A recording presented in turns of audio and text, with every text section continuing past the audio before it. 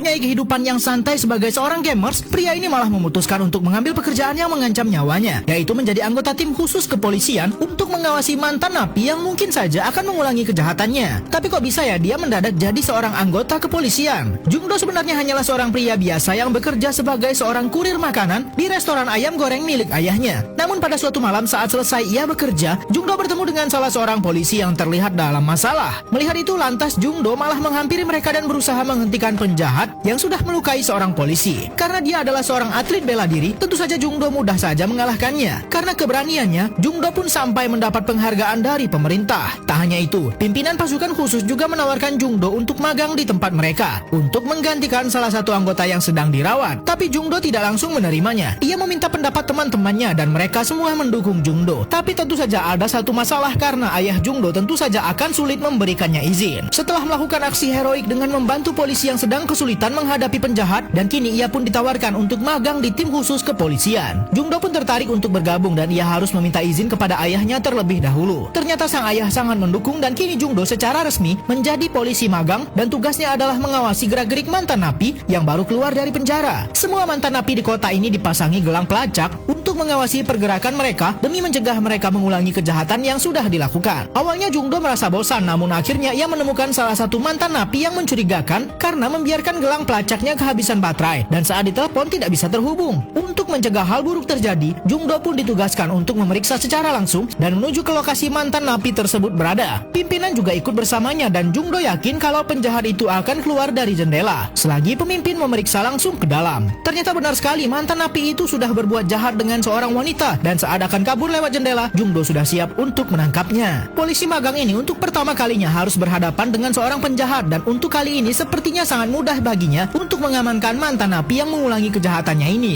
Dan Jungdo pun sepertinya semakin bersemangat dengan pekerjaan barunya ini. Ia terus mengawasi mantan napi yang dicurigai akan mengulangi kejahatannya. Tapi karena masih terlalu menggebu-gebu, Jungdo sulit mengendalikan emosinya dan hampir saja ia melukai target mereka. Untunglah pimpinan masih sempat mengejar dan menghentikan Jungdo. Sepertinya Jungdo harus masih banyak belajar untuk menjadi anggota khusus kepolisian. Namun pimpinan tidak terlalu mempermasalahkan sikap Jungdo dan malah mengajak Jungdo dan teman-temannya makan malam bersama. Namun saat mereka selesai makan di restoran, anggota di kantor memberikan kabar kepada pemimpin bahwa ada salah satu mantan napi yang mencurigakan karena membiarkan alat pelacaknya kehabisan baterai dan tidak bisa dihubungi. Jungdo dan pemimpin langsung menuju ke lokasi terakhir penjahat ini terlacak. Keberadaannya semakin sulit ditemukan karena ternyata penjahat itu sudah merusak gelang pelacak miliknya. Sebuah drone diterbangkan untuk mencari seorang penjahat yang kabur di sekitar kawasan ini. Setelah keberadaannya ditemukan, Jungdo yang merupakan seorang polisi magang pun akan menangkapnya. Pemimpin sempat mengkhawatirkan Jungdo karena penjahat itu bersenjata, tapi ia tetap nekat berlari mengejar penjahat itu. Pimpinan memberikan arahan melalui alat komunikasi mereka dan terlihat penjahat itu seperti mendobrak rumah seseorang. Pria ini adalah mantan narapidana yang baru saja keluar dari penjara dan ternyata ia masih saja berbuat jahat. Jungdo pun berusaha menenangkannya dan penjahat ini malah melawan. Tapi karena Jungdo adalah polisi magang yang berbakat, mudah baginya untuk membuat penjahat ini tak berdaya. Namun penjahat ini malah mengancam ingin mengakhiri hidupnya sendiri. Pimpinan yang sudah tahu betul bagaimana tabiat penjahat ini pun meminta Jungdo mengulangi perkataannya untuk disampaikan kepada penjahat ini. Ternyata kalimat yang diucapkan pimpinan benar-benar membuat penjahat ini luluh dan menghentikan perbuatan jahatnya. Disinilah Jungdo sadar bahwa untuk menangani sebuah kasus tidak selamanya harus menggunakan kekerasan. Polisi magang ini terus mengawasi para mantan narapidana yang kini menjadi tanggung jawab tim khusus kepolisian. Tujuan mereka adalah memastikan tidak ada mantan narapidana yang mengulangi kejahatan mereka. Namun malam ini lagi-lagi mereka mendapati pergerakan salah seorang mantan napi yang mencurigakan dan bahkan mengancam mereka melalui telepon. Jungdo bersama pemimpin pun langsung menuju ke lokasi terakhir penjahat itu berada dan ternyata ia sudah cukup lama pergi. Jungdo langsung memeriksa semua tempat yang dimana banyak wanita di sana karena penjahat ini dulunya adalah seseorang yang suka melecehkan perempuan. Ternyata perkiraan Jungdo benar. Penjahat ini masuk ke sebuah salon milik seorang perempuan dan langsung menjalankan niat jahatnya. Untunglah Jungdo berhasil menemukan penjahat itu dan langsung memecahkan kaca pintu untuk menghentikan pria tak bermoral ini. Tanpa pikir panjang lagi, Jungdo langsung mengambil tindakan sendiri walaupun ia hanya seorang polisi magang. Dan karena keberaniannya selama magang, Jungdo pun mendapat penghargaan khusus dan kini ia resmi diangkat menjadi anggota tetap tim khusus kepolisian. Tapi dengan begitu tanggung jawabnya semakin besar dan ia akan menghadapi kasus yang lebih besar lagi. Seorang tahanan dengan latar belakang kejahatan pelecehan terhadap anak di bawah umur baru saja dibebaskan. Namun tim khusus dari kepolisian akan tetap mengawasinya dengan memasang alat pelacak di kakinya dan jika didapati ada pergerakan mencurigakan, maka ia akan kembali ditindak. Saat mantan napi ini diantar pulang oleh kepolisian, ternyata sudah banyak warga yang mengamuk karena tidak sepantasnya seseorang yang sudah melecehkan anak dibebaskan. Mantan napi bernama Ki Jung ini pun sama sekali tidak memperdulikan amukan warga, dan saat pada malam harinya Ki Jung kedatangan seorang tamu yang ternyata itu adalah rekannya dulu saat masih aktif melecehkan anak-anak. Jung Do yang kini ditugaskan untuk mengawasi Ki Jung akan terus mengikuti kemanapun Ki Jung pergi. Karena pagi ini ada pergerakan dari Ki Jung, tim kepolisian pun langsung bergerak untuk mengikutinya. Terlihat penjahat ini seperti melakukan janji temu dengan seseorang yang mencurigakan, dan ternyata Ki Jung ditawari untuk kembali berbuat jahat dengan cara membuat video bersama anak-anak dan ia akan diberikan bayaran yang begitu besar. Jung Do yang sedang mengikuti Ki Jung terlihat kehilangan jejak dan ia melaporkan kepada pimpinan. Akhirnya pimpinan pun mencoba menelpon Ki Jung dan ternyata Ki Jung mengangkatnya, dan Ki Jung mengatakan ia sedang mencari makan di sebuah pusat perbelanjaan. Kali ini tim khusus kepolisian berhasil dikelabui oleh Ki Jung. Tapi ternyata walaupun sudah ditahan 10